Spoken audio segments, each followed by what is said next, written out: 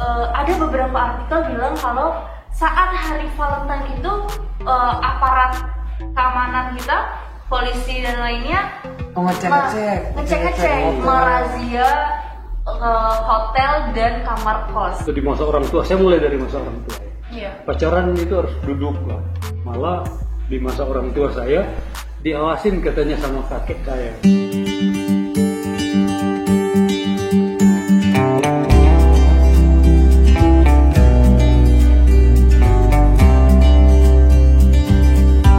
Shalom, selamat datang di HBO Podcast GPGP Beatritas bersama saya Ras Ryan. Bersama gue Marus Dwiri. Gila, akhirnya kita balik lagi di episode kedua. Kita ngebahas tentang Warren, The Love. Kita ngebahas, iya ini masih bulan Februari kan. Jadi bulan kita cinta nih. Masih kasmaran masih bertebaran bunga-bunga. Coklat. Tapi gue gak ada yang ngasih coklat lagi San. Gue sih ada. Sombongnya. Nah, kemarin kita udah ngomongin tentang cinta pertama, Sal. Kita udah ngomongin tentang love-nya. Nah, tapi masih ada sex and dating Yang bakal kita bahas nih. yang kita bahas hari ini. Jadi, wah, menurut gue ini menarik banget sih. Ya kalau pada belum nonton nih yang kemarin nih. Iya benar. Ini nontonnya di sini nih. Langsung aja, jangan biar nyambung. Iya, biar lu belajarin tuh sampai sekarang nih gimana gitu. Nah, kalau kita udah mau ngomongin sex and dating, kayaknya menurut gue kita nggak bisa kalau misalkan kita ngobrol berdua doang. Iya pasti nanti nggak ada ujungnya nih kalau ngobrol kedua. Masalah, itu dia masalahnya, jadi nanti ngawur ngidul. Tapi lu udah pacaran belum sih? Gue kebetulan udah sih. Kasian deh lu pada. Ih, Lu gimana deh? gue udah pacaran sih, tapi pengalaman pacaran lo asik gak? Atau penuh dengan patah hati kah? Atau gimana? Nah sih gue orangnya soalnya lovely banget gak sih? Wow, Jadi ya sekali udah ya. enjoy aja gitu. Gue komitmen banget. Serius berkomitmen? Berkomitmen abis pokoknya. Agak kurang meyakinkan dari nada suaranya ya. Jadi kita lanjut aja kali ya langsung. Kita langsung panggil aja Pak Pena supaya bisa kita tanyain dari A sampai Z. Ini orang profesional. Yoi, selamat datang Pak Pendeta. Selamat datang Pak Pendeta. Gimana kabarnya? Baik, puji Tuhan. Pak Pendeta gimana Amin. kabarnya? Baik. Sibuk apa ini Pak? Selalu sibuk lah. Ya kita anak-anak pemuda menyibukkan diri aja. Tapi Pak Pen masih kerjaan Lancar dan bagus. Yang paling penting sehat loh. Oh iya benar. Lagi corona gini bener nggak sih? Iya bener. Di masa pandemi gini. Background Pak Pendeta gimana sih, maksudnya kerjaan Pak Pendeta sekarang apa? Terus sedang melayani di mana? Kan di jemaat kita melayani sebagai pendeta gereja saudara. Tapi Senin sampai Jumat kerja. Tapi juga lagi mulai mau lanjutkan S3 di UI. Kerjanya lagi jadi konsultan juga di BNPB, Badan Nasional Pengelolaan Perbatasan. Wow, Pak Pendeta udah mau S3. Sebentar. Saya S1 aja belum lulus. Ya beda umur dong, cek umur. Bener sih. Tapi Pak Pendeta waktu itu sempat jadi dosen ya? Ya pernah di UPH. Oh, itu dosen apa Bapak? Dosen ilmu politik. Mendalami politik juga. Iya, bener banget. Keren banget. Makanya jangan malas belajar. Nah itu dia Pak Pen, males Itu yang susah gitu. Pak Pen, hari ini kita mau ngomongin tentang sex education dan dating. Tadi kita udah chat sama Russell. Kata Russell tuh sekarang udah mulai berpacaran yang berkomitmen. Yang udah mulai dewasa nih Pak. Asik dong ya. Asik banget. Menurut Pak Pen, penting gak sih untuk yang kayak kita nih di umur-umur pemuda itu udah mulai pacaran? Sangat penting, jangan nyesal nanti udah tua. Gitu. Artinya begini, ketika usia muda kita harus menjadi orang muda.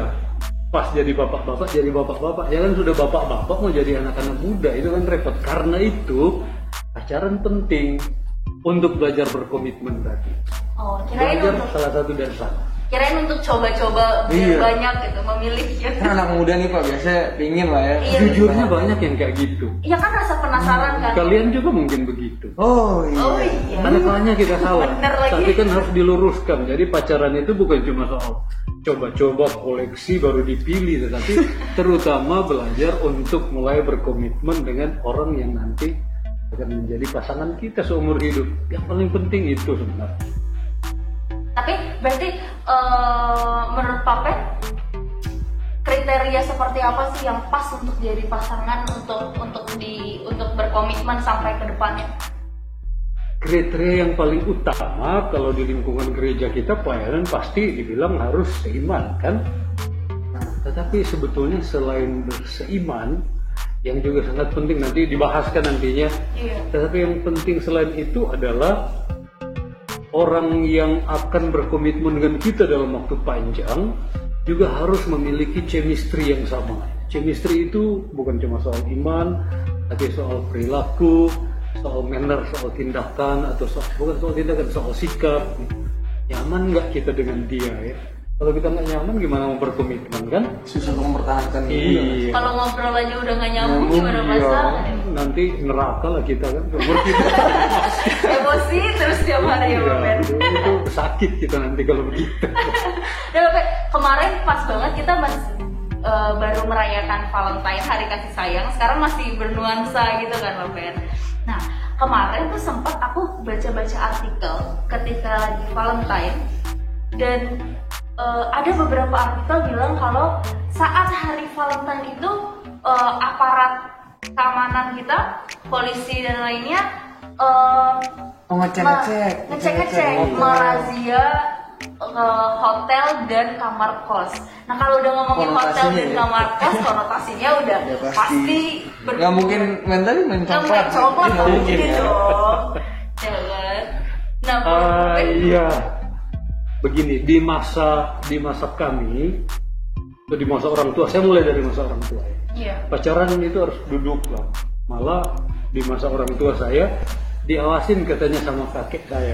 Oh iya. Terus duduk gini. Masa saya juga masih begitu. Jadi pacaran harus di depan umum. Kalau sekarang kan kecenderungannya pacaran nggak mau di depan umum gitu. Malah katanya mesti jujur ya, kutanya ke kalian, pacaran tanpa ciuman katanya bagaikan makanan tanpa garam kan? Aduh bener nggak? Bener lagi. Iya, itu perbedaannya, salah satu perbedaan yang mendasar. Menurut kalian kenapa? Karena mungkin rasa penasaran kali ya Bang. Lokasi kayaknya. Jadi kalau misalkan orang tua kita nggak mungkin ciuman dong kalau orang tua. Iya. Begini cerita, saya panjang dikit ya. Iya.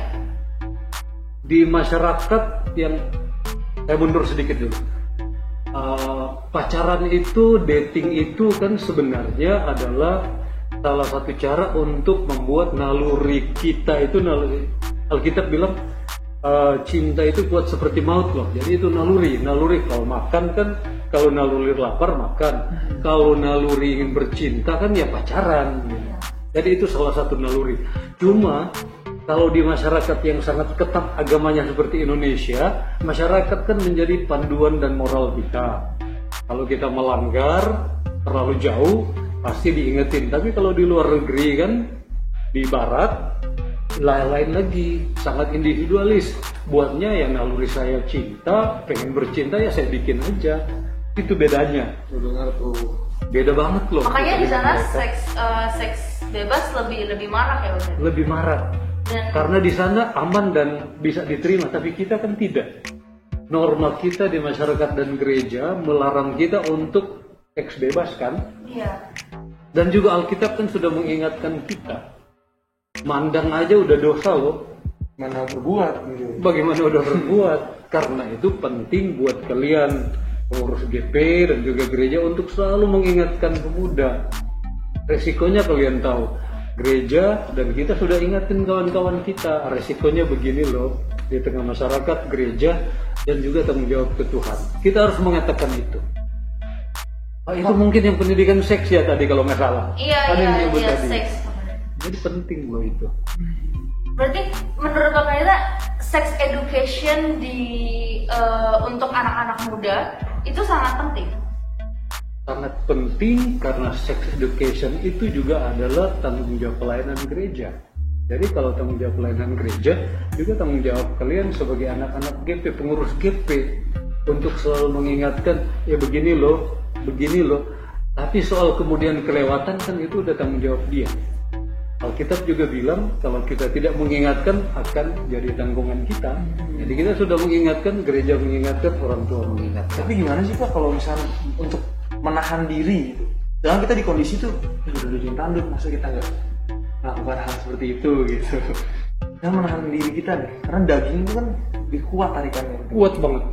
Gitu. Nah, kalian pernah dengar nggak ngomong-ngomong ya? Pernah dengar nggak cinta platonik? Ada yang pernah? Cinta apa Pak? Cinta platonik. Belum Pak. Cinta platonik itu kira-kira begini ya.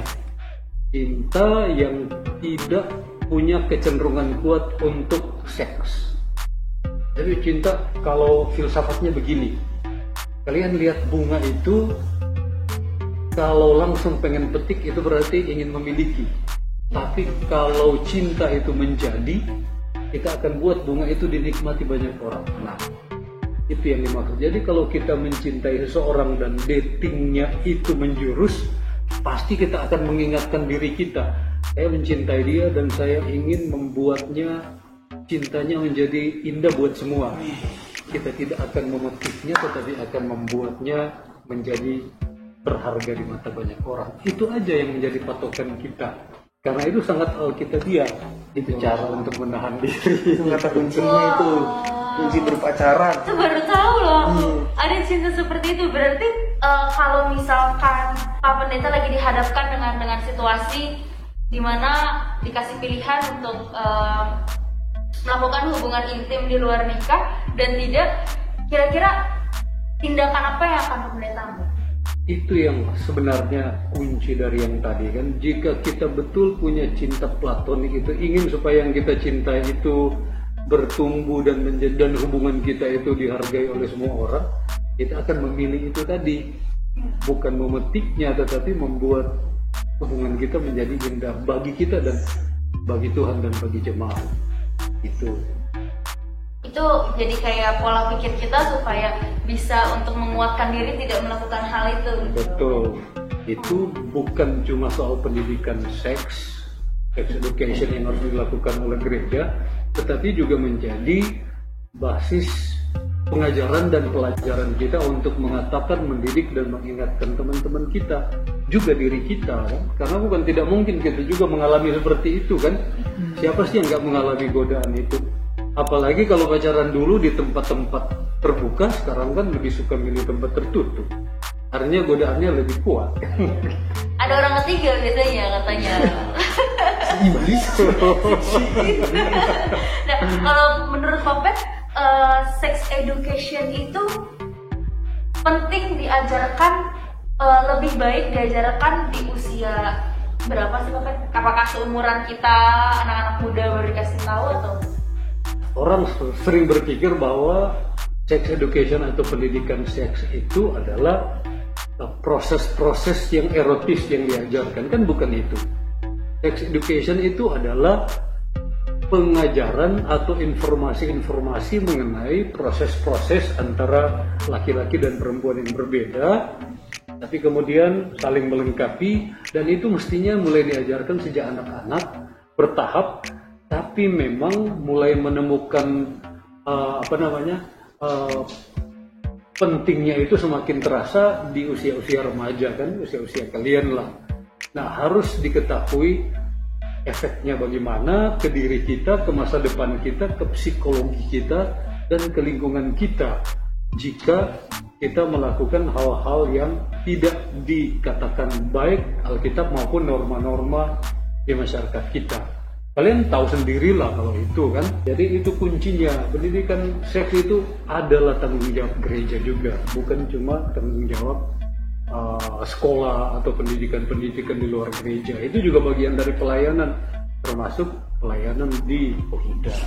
Nah, itu sempat sering sekali aku kalau lagi ngobrol sama teman-teman, itu sering jadi pertanyaan sih Pak Pendeta. Karena di Indonesia ini kan sedikit minim banget untuk sex education kan.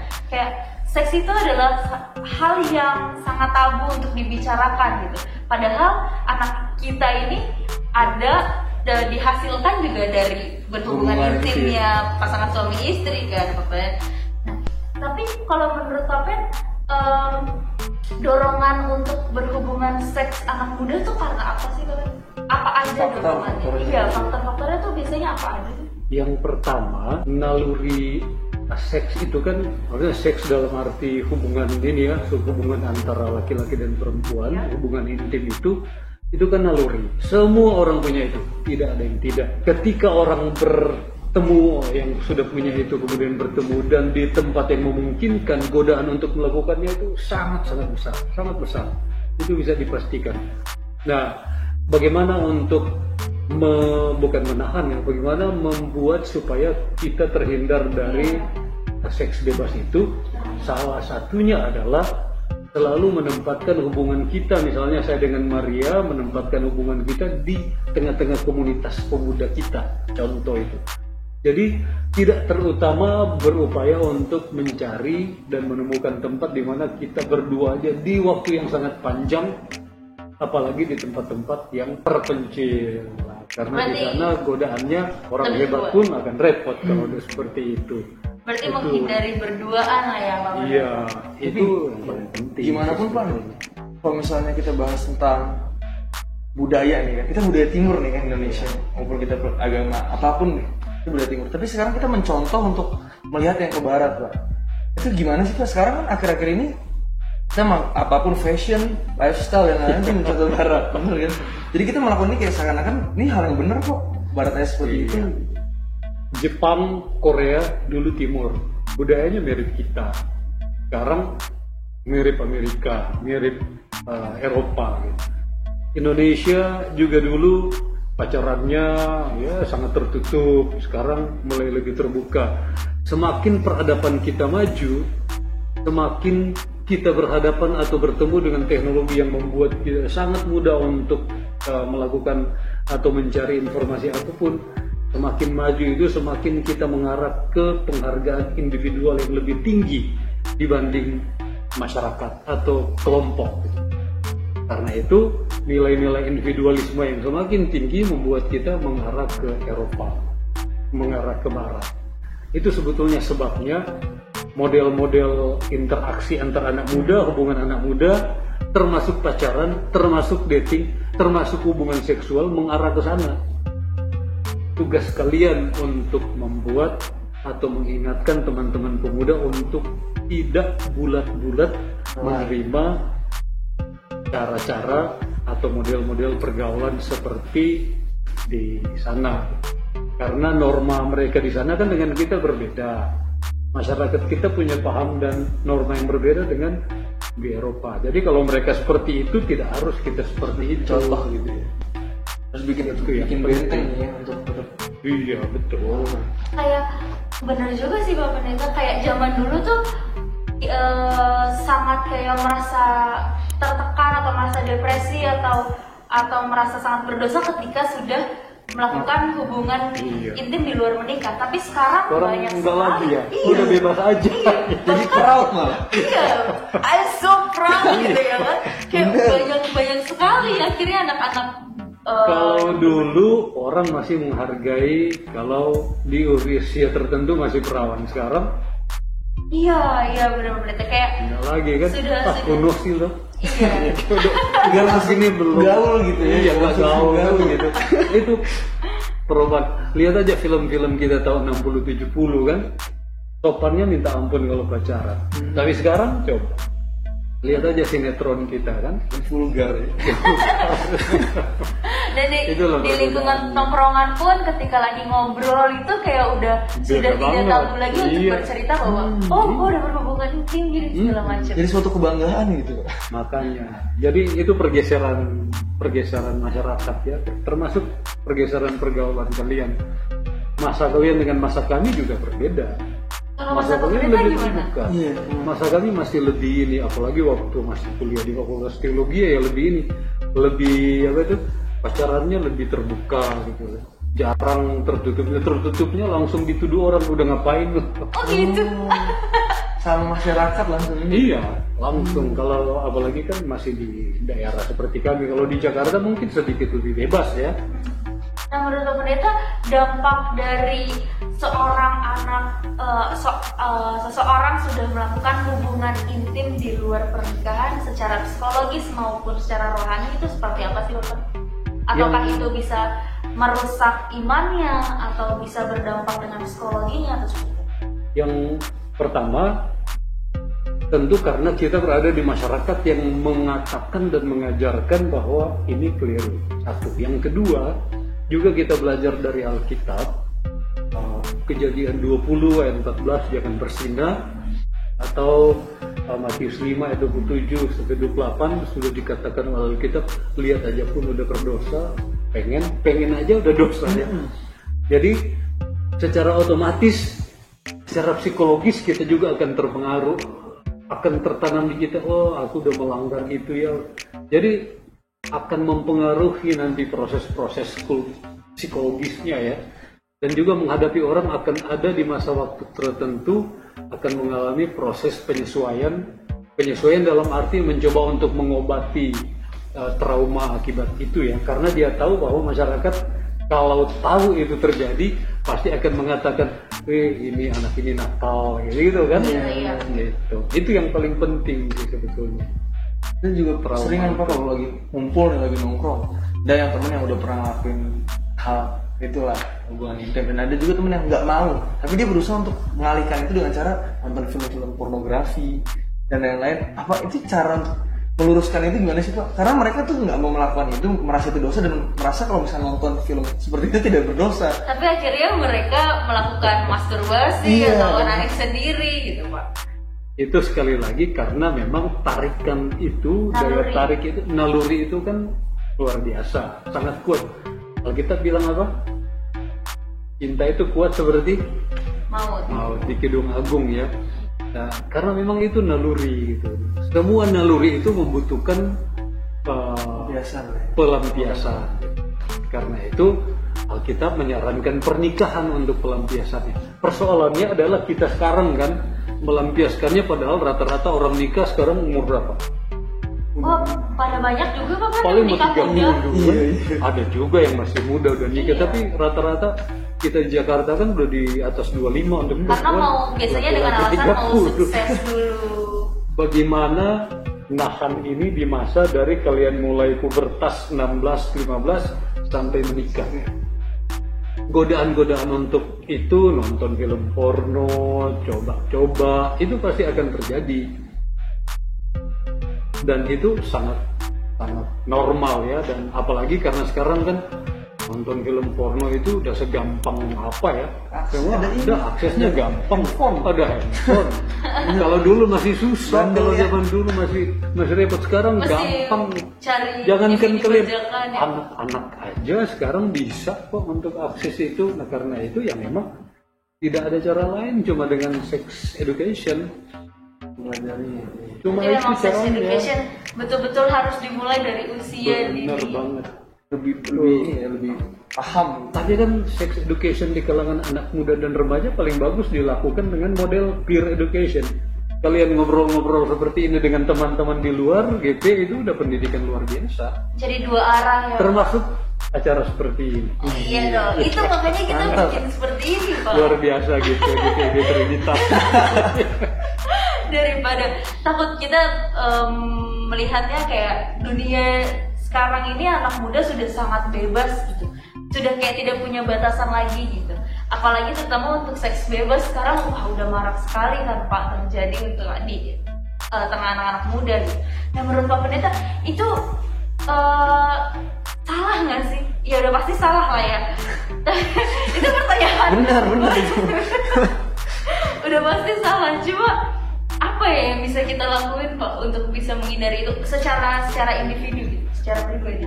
Secara individu seperti tadi sebetulnya ya, kita yang tumbuh selalu belajar dari norma-norma keagamaan, pelajaran-pelajaran keagamaan, itu pasti akan tumbuh dengan di hati kecil kita itu kan Tuhan selalu ngomong dengan kita ya. Yeah. Ketika kita melanggar, hati kecil kita itu sudah tahu bahwa kita berdosa.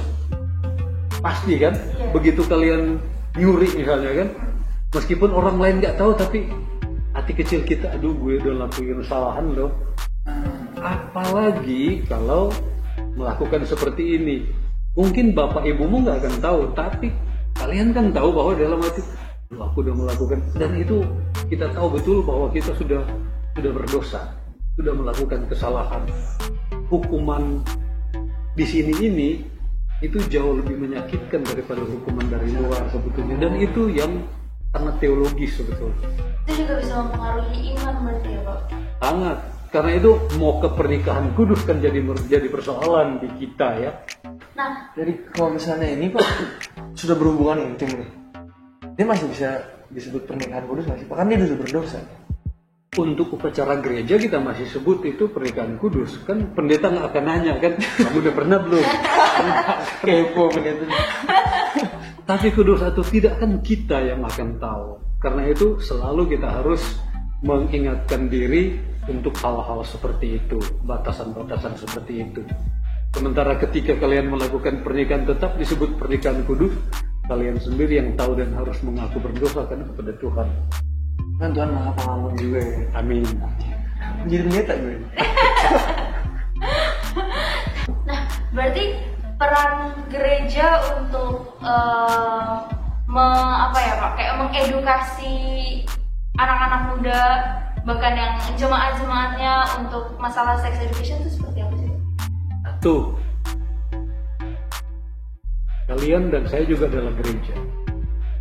Oleh karena itu, tugas dan panggilan gereja bukan cuma gereja secara kelembagaan atau institusi, tetapi juga anak-anak kalian. Karena tadi saya menyebutkan yang paling ampuh untuk melakukan sex education itu adalah model peer education atau percakapan-percakapan antar kalian dengan mengarahkan pada hal-hal yang positif. Itu secara informal ya. Tetapi secara formal gereja, bukan cuma GPI, tapi semua gereja sesungguhnya harus terbuka untuk mengatakan dan menegaskan soal apa yang kita percakapkan tadi. Percakapan kita tadi bahwa cinta itu kuat seperti maut loh. Godaan untuk melakukan seks bebas itu adalah godaan yang sangat luar biasa kuatnya, karena memang nafsu seks itu naluri dan dia pasti akan mencari pelampiasan. Dan itu harus selalu dikatakan oleh gereja, bukan hanya dalam bentuk sex education, tetapi termasuk juga dalam pelayanan-pelayanan, baik pelayanan khotbah maupun pelayanan-pelayanan pastoral. Itu harus dilakukan berkali-kali dan bukan cuma satu kali, karena itu bukan cuma kepentingan anak muda sekarang, tapi juga amanat Alkitab. Jadi amanat gereja juga untuk melakukan itu, untuk mengerjakan itu.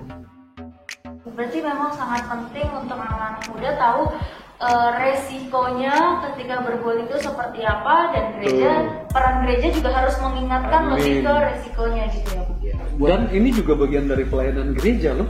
Iya. Yang kita lakukan sekarang. Iya. Jadi buat teman-teman nih Pak, misalkan yang maupun di luar agama lain, kan juga kita ditonton sama yang lain juga pun. Nah, saran buat mereka tuh yang ingin banget melakukan hal-hal seperti itu untuk mencegah lah itu terjadi. Masukannya buat teman-teman semua. Resiko-resiko seperti itu kan kita sudah bahas tadi ya, satu. Kemudian yang kedua juga yang penting, bukan hanya kita ingatkan ketika usia kalian, tetapi juga penting untuk mulai mengajak, membangun, memahami masalah ini sejak masih anak-anak, remaja. Tentu dengan gaya percakapan, gaya informasi yang sesuai dengan anak-anak kan. Karena anak-anak kan belum punya naluri itu, gitu. Jadi perlu dibicarakan. Masih rasa penasaran aja ya Pak. Perbedaan seks, perbedaan laki-laki dan perempuan, kecenderungan itu juga perlu diketahui anak-anak, dan itu juga tanggung jawab gereja. Gitu juga mulai anak-anak remaja ketika mulai mengenal getar-getar erotis itu, lain lagi dengan usia-usia kalian di pemudaan. Itu harus dilakukan oleh gereja. Jadi jangan memandang bahwa ini jorok, ini masa mau diajarkan. Bukan, itu bukan jorok. Itu biasanya banyak sekali kan Pak, maksudnya orang-orang tua yang menganggap seks itu hal seperti yang jorok gitu ketika untuk dibicarakan. Iya. Oke. tidak diajarkan. Kalau tidak diajarkan dia cari dari tempat lain kan. Iya itu Jadi dia. dipraktekin. Daripada dia nyuri-nyuri, mending kita ajarin. Betul sekali. Kita beritahu resiko-resikonya seperti apa, perintah Alkitab seperti apa, dan bagaimana kita menghindari hal-hal yang tidak diinginkan. Terima kasih banyak Pak. Itu daging semua tadi itu. Daging semua itu orang mau nonton ini pasti beruntung deh. Jadi nggak sesat gitu jalannya. ya seenggaknya bisa tahu resikonya ketika mau memilih untuk berhubungan intim itu apa, untuk mempersiapkan diri juga gitu Pak. Terima kasih banyak. Terima kasih banyak nih Pak. Terima kasih gabungan nama kalian, namaku juga Marcel. Mars Rasal ya. Oh iya Luar biasa jodoh kita hari iya ini. benar. Mau ngelawak nih. Saya baru bunga lagi Pak. Oke. Terima kasih banyak sudah mampir di HBO Podcast Pak. Terima kasih sudah Amin. berbagi cerita. Terima kasih luar biasa deh, inisiatif kalian hebat. Ditonton terus nih selanjutnya. Amin. Pak. Saya pasti nonton juga nanti. Iya dong. Berarti kalau gitu kita tutup dalam doa Pak. Ya, Oke. baik mari kita berdoa. Terima kasih Tuhan untuk percakapan kami yang luar biasa hari ini, membicarakan soal seks, pacaran, dan juga bahkan kami membicarakan secara luar biasa bagaimana gereja memasuki pelayanan sex education buat anak-anak muda dan menguatkan anak-anak muda dan bahkan orang tua bahwa ini bukan masalah tabu, tetapi justru memperlengkapi anak-anak muda kami untuk memilih jalan yang baik dalam belajar berkomitmen, membangun hubungan yang baik dengan calon suami dan istrinya ke depan, dan memelihara kekudusan untuk tiba di pernikahan kudus kelak. Terima kasih untuk semuanya, untuk semua kru dan bahkan untuk semua anak-anak GP yang menjadi penonton untuk acara pelayanan kami melalui podcast ini. Biarlah semua terberkati, biarlah ini menjadi pelayanan yang luar biasa dari GPIB Trinitas hari ini dan ke depan. Demi Kristus kami mengucap syukur untuk acara yang kami tutup saat ini. Amin. Amin. Terima kasih banyak Pak. Terima kasih. Saya sudah boleh pulang. Oh belum dong, kita masih dulu bareng-bareng Pak. Untuk teman-teman, terima kasih banyak sudah menonton. Jangan lupa di like, comment, dan Subscribe. Klik. Dan tonton juga episode sebelumnya dan tunggu episode berikutnya. Stay tune. Terima kasih banyak. Shalom. Shalom. Dah.